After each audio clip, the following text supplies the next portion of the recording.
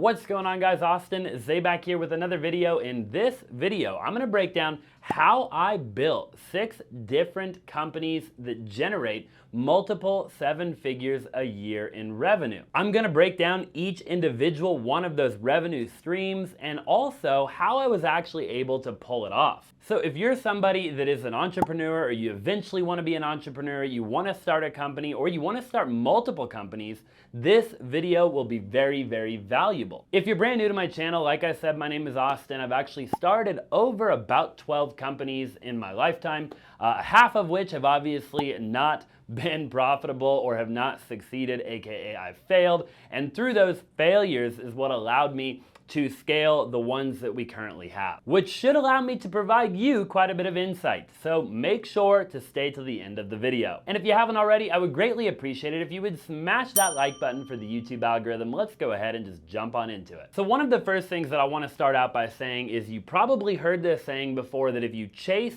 2 rabbits, you will catch neither. Gary Keller actually even wrote a book about it called The One Thing, which basically the concept of the book is to get exceptionally good at one thing as opposed to doing multiple things and being average at everything. So I feel like there's a lot of people in the world that have been trained and conditioned to believe that in order to be successful, you've got to do one thing. In other words, you've got to build one company, one business, and go all in on that one thing, and don't be what some might refer to as a serial entrepreneur, where you're doing multiple things simultaneously. So I'm going to do my best to break down how I was able to do it and kind of the evolution of building the different companies, the things that I went through, and then each company individually. So as I said a little while ago, I've actually failed many times, and I actually do attribute some of my past failures to trying to do multiple things at one time, right? To build multiple companies at one time and really splitting my focus between multiple different companies, which caused failure. I was essentially not good or great at any one particular thing, and I was average at multiple different things. So, how did I go from being in that position to being where I am today? So we'll talk more about that here in just a little while, but I'll leave you with one thing for right now, and that is delegation.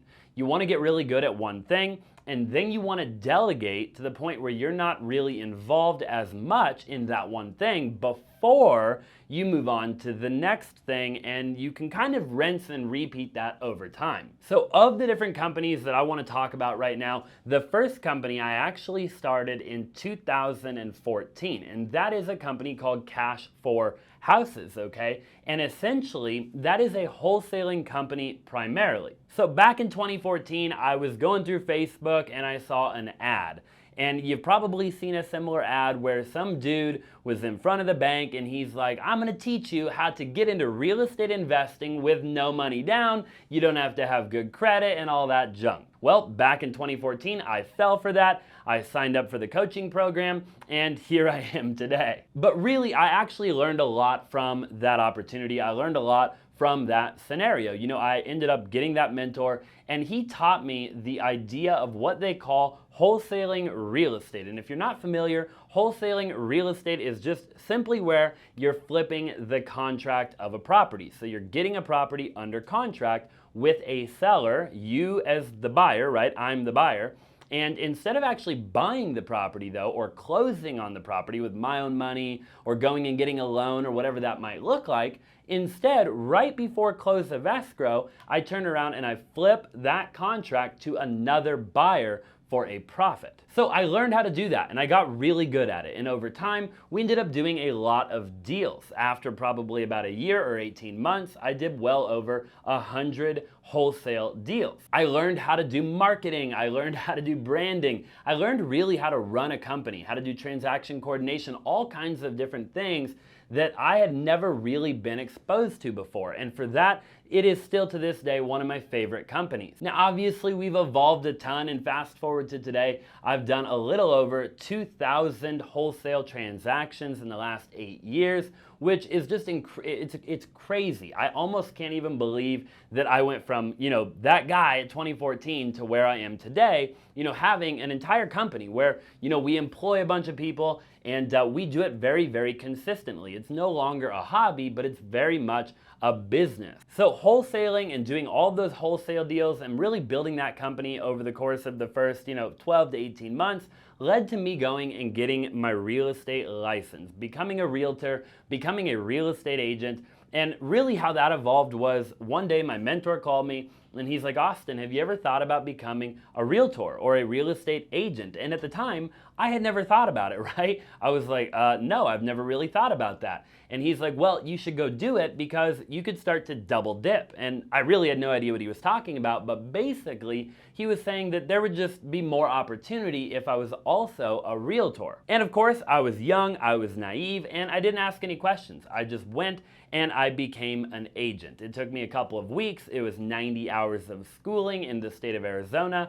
And before you knew it, I was a real estate agent. And again, still not really having any clue why I got my license or what the heck I was doing. I just went with the flow. My mentor told me to do it. I did it. Here I am. And I'm kind of back to building my wholesaling operation. But now being a realtor opened up a bunch of new opportunities. I was now able to make offers on the MLS, which is the multiple listing service. I was able to do, stuff like listing a property if we were to flip it. So if we were to get a wholesale deal and instead of wholesaling it, we were like, hey, this one makes a lot of sense to buy, and we bought it and flipped it, instead of going and hiring a listing agent, it allowed me to put my sign in the front yard and list the property for sale. Another thing that it did is that combined with social media really started to get people to message me on social media, to talk to me, to ask me questions. And it wasn't more than probably a year or two that went by of me really being successful as an agent and as a wholesaler, now as a flipper, that people started to hit me up and they're like, hey Austin, I want to join your team. To which my reply every time was, I don't have a team. There's no team for you to join. And that continued to happen as I continued to build my social media back in the day. And it eventually got to a point where I said, well, wait a minute, I may as well just start a team. Everybody wants to join a team that I don't have. Then what's the process of actually starting a team? So fast forward to today, and now we have about 25 agents on our team. We're scaling very quickly. We're on track to do well over $100 million just on the retail side alone in terms of sales. And I never thought that I would be where I'm at today, with that retail team. Again, it wasn't even a company that I planned on starting, but I'm really glad that I did. And I think it actually opened a lot of doors. And I think that those two go hand in hand, right? Wholesaling, flipping, being a team leader, being a retail, residential real estate agent, all of that kind of goes hand in hand. Okay, the third company that I want to talk about right now is kind of an interesting one, and I'm going to kind of jam pack a couple of different things into this particular point, okay? So if you haven't already, do me a huge favor and smash that like button for the YouTube algorithm. So the third thing is a company called OneRoof. Now, OneRoof is an interesting one because it is kind of an all-encompassing umbrella company that does multiple different things. You see, after I built the wholesaling company, and then eventually we started to flip properties, and then we started to buy rental properties, and then I became a team leader and we started to do a bunch of retail real estate, I eventually got to a point where I was like, wait a minute, our goal, right, our mission was to provide the consumer with options, right? To provide a homeowner or a potential buyer in the real estate world, maybe even investor, with multiple different options, different ways they can sell their house, different ways they can buy a home, right? Things of that nature. And I would cross-train everybody that came into our organization. So, we had acquisitions people that were, really just for the Cash for Houses company, but they were cross-trained on, being a real estate agent. And then my real estate agents were cross-trained on, how to go out and make cash offers on our behalf on properties that looked like, well, they would accept a cash offer. And so it got to a point where all of these different things that we were doing went hand in hand. And every single day, I found myself telling people, I was like, guys, we do everything under one roof, right? Under one umbrella, in one office. Like we had multiple people doing multiple different things, but really we were all doing the same thing or, working towards a similar vision. So that is what caused me to literally start the company called OneRoof. So at OneRoof, the thing that we do is we are a solutions-based real estate company providing personalized experiences and multiple creative transaction options that empower buyers and sellers to buy or sell a home their way, all under one roof. We are made up of a team of skilled local agent advisors with superb market knowledge who provide unmatched insight, intelligence, and care during the process of buying or selling a home. We then created a thing called the Solution Center, and basically One Roof Solution Center streamlines the home buying, selling, and moving process by offering customers the convenience, control, and certainty to solve their housing needs. You can earn rewards, and One Roof clients are automatically enrolled in a free lifetime rewards status program that provides you with exclusive benefits that never expire. And we created an app, and we kind of did a bunch of other stuff, but we're really still building out the idea of One Roof. And when I think of One Roof, you know, I kind of think of like an open door, or I think of an offer pad, or even like a Zillow or a Realtor.com or something, obviously at a way smaller level currently. However, the bigger picture is to be a vertically integrated, real estate company, right? Where we do all kinds of different stuff. And eventually I'd love to, have a massive portfolio of properties similar to somebody like Grant Cardone or, what Ryan Pineda is building or all the other people that are raising capital and acquiring property. I'd also love to flip a lot more property. In 2020, when everything went down, we didn't flip as much. And to be real with you, if you're familiar with the real estate world or you're familiar with real estate investing or being an agent at all, in 2020, we basically said, well, why would we flip? We can go sell all of our properties to all the big hedge funds and we can make more money and we don't even have to touch the property. So we found more profitability wholesaling from 2020 to 2022 than we did actually buying the property, fixing it up, and putting it back on the market. But obviously the market's now changing and things like that. And so in the future, I'd love to flip a lot more properties. And of course, we're always going to keep a consumer-based, outlook of how do we solve the consumer's problems and how do we create a phenomenal culture? So One Roof really in and of itself, I could have separated and made it like multiple different businesses, but for the purpose of the video, I just made it one business. The fourth company is a company I'm actually really excited about, and it's a company that I think might get you excited as well, and that is a VA company. And I can't tell you the name of the company because right now we're currently branding it and we're coming up with a new name, and we just brought in a new partner, and it's going to be really freaking cool. So this company stemmed from an internal need from our other companies. As you know, any business requires marketing. Now, with real estate in particular, there's only so many different types of marketing you can do. If you're familiar with real estate, let's just take wholesaling, for example, or even being an agent. You can do pay-per-click, you can do Facebook ads, Instagram ads, you can do, like I said, the Google stuff, you could do bandit signs, you could cold call, you could text message. There's probably 100 different types of marketing you can do, but really there's probably like 10 that are actually good, that people actually do. And when I really looked at that a long time ago, I said, well, wait a minute, if I do bandit signs or pay-per-click or Facebook or Instagram or whatever that is, my goal was to get somebody on the phone. So I always said, like, why not just start on the phone? So we actually went through a bunch of different VA companies, virtual assistant companies over the years, trying to find people that could cold call, outbound cold call, different leads that we wanted to convert into either listings or, wholesale deals or whatever the case was. And through a lot of the different VA companies that we used, they weren't all that great. I mean, some of them we didn't get enough leads. Other companies, their accent was on another level and you really couldn't understand them. And really everything you could kind of think about, those are problems that we ran into. So over time, we eventually built our own VA company in the Philippines. We did all the hiring, we did all the training, we did all the quality control, we did the reporting, the scripts, the dialers, like everything. We took ownership of that and we built it out from the ground up and created all of the infrastructure that goes along with it. And we eventually got to where we're at today, and today we employ 32 VAs just for our internal businesses alone. And all they do every single day is they cold call, they outbound cold call homeowners and all kinds of different lists that we pull and basically convert, homeowners, people that might be thinking about selling, people that might be thinking about buying, into a legitimate lead that then goes into our CRM. And once we got really good at it, then people close to me started asking me, they're like, Austin, like, how are you murdering it? Like, what are you doing? And my answer was always like, dude, we got the best freaking VAs in the world. I then started having a lot of people ask me like, Austin, can I get some of your VAs? Like, what do I got to do to hire your VAs? And eventually that got to a point where I was like, man, like I need to offer this to the public. So we had to lay a lot more infrastructure and a lot more groundwork, create a lot more processes, and now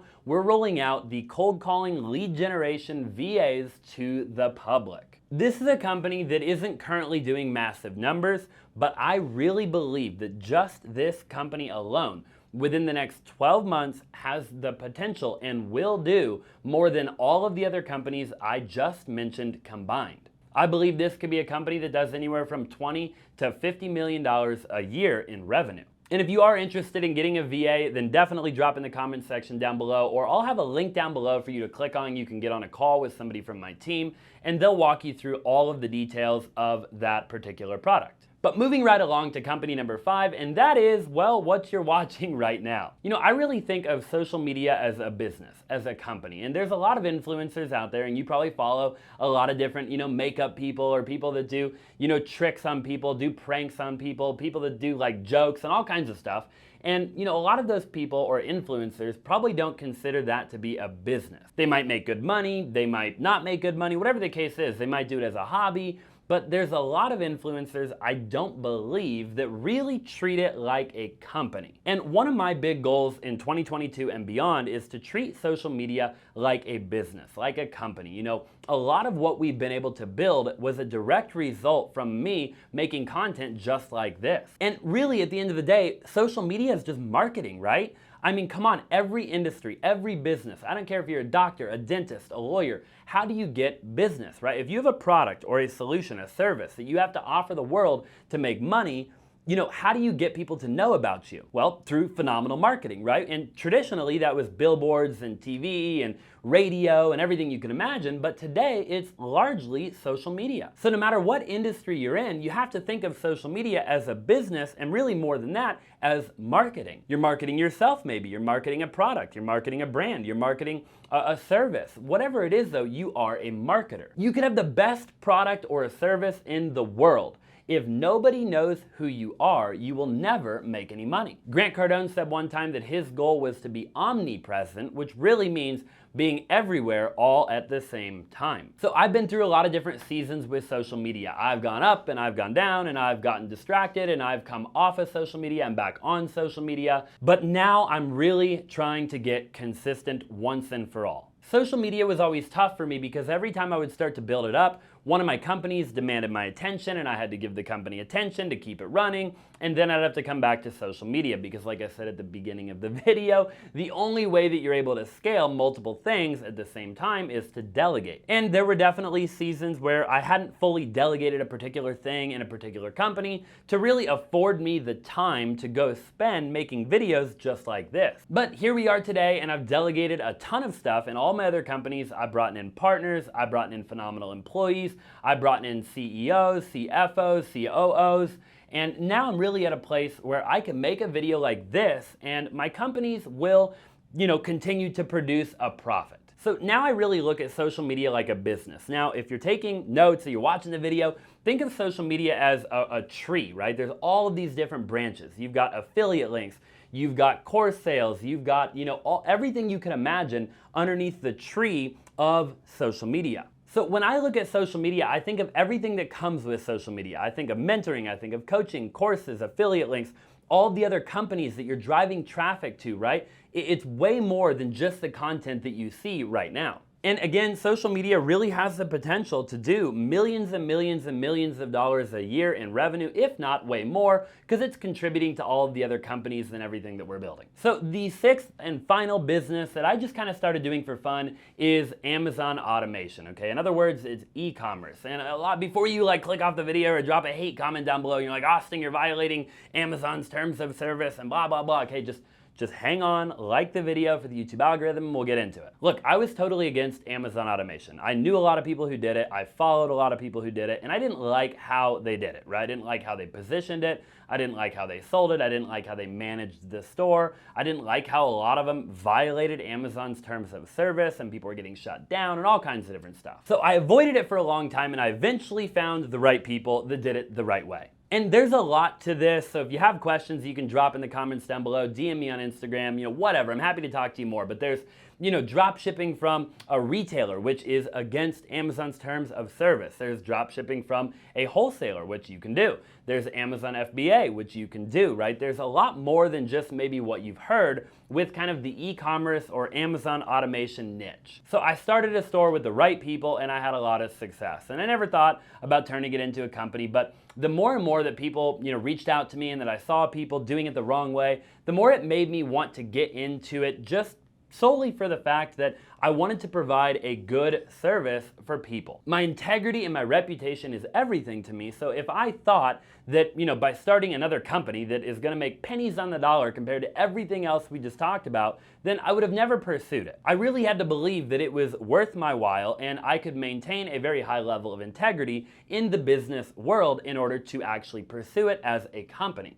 I just thought of it as a side hustle, right? Another stream of income, passive income, residual income, which everybody wants, right? The average millionaire has 7 streams of income. So that's how I looked at it. I wanted to diversify. I own rental properties, I own different businesses, and I really wanted to just have, or to be able to place, a small amount of money somewhere else that would generate an income. But again, one thing led to the next, like everything else we just talked about, and people started asking, and well, here we are today. So now we actually manage, people's Amazon automation stores. I believe we have some of the best, competitive pricing in the industry, and we provide a phenomenal product and service. And again, I'm not gonna go too much into it right here because, Amazon automation or e-commerce is really not my primary focus by any stretch of the imagination. It's a total kind of side hustle for me still, but it is a lot of fun. It's really cool to refresh and see what you're doing and know that, it's 100% passive and residual. So again, I'll kind of leave it there for the video. Really, in summary, I want to drive the point home of you can do multiple things. You can be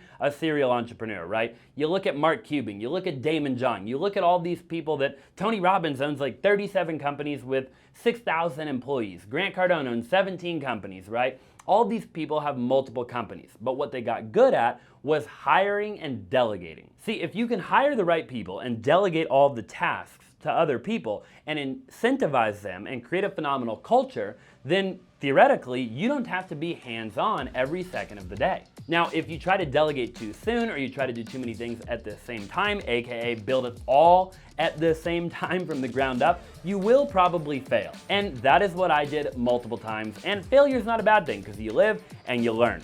And if you do fail, you'll probably never make the same mistake again. So there you have it. Those are the 6 main companies, how I built them, the evolution of the different companies that I've built thus far. I hope you enjoyed the video, got some value out of it. If you did, drop in the comment section down below. If you have any questions, let me know. I'd love to interact and engage with you. If you have not already, I would greatly appreciate it if you would smash that like button and the subscribe button, and I'll look forward to seeing you in the next video.